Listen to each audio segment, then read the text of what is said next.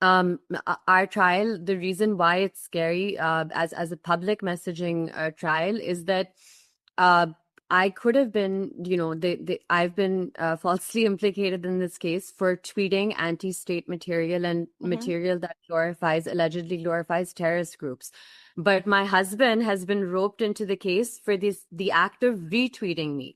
So that actually shows the wide net that is going to be cast. For example, if there is a conviction in this case, then the chilling effect and the public messaging is going to be that you can go to jail for a retweet. So even if those are not necessarily your opinions, even though retweets are not endorsement, you could just be sharing something for the purpose of bringing it to people's attention, or for the purpose just for sharing that news item.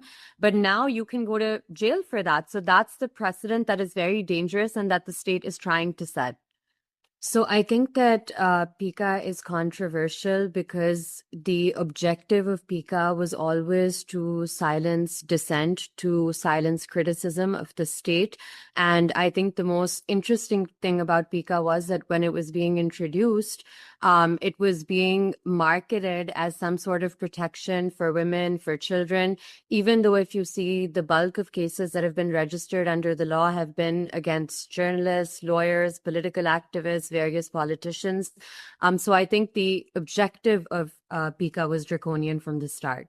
Now, when you have Section 26A in Pika, which deals with false and fake information, anything you say, whether it's a historical opinion, whether you're expressing some criticism of a state policy, if that goes against what the state's dominant narrative is in the public, you can be charged under Pika. Similarly, if you criticize state institutions or public office holders, which is actually legitimate criticism under our law and as well as our international legal obligations, that can also, land you in trouble with Pika. If all political parties have seen and understand, and I'm sure on some level there is this basic understanding in these political parties, seeing as PMLN has been through it, the PTI has been through it, various political workers have seen the abuse of Pika.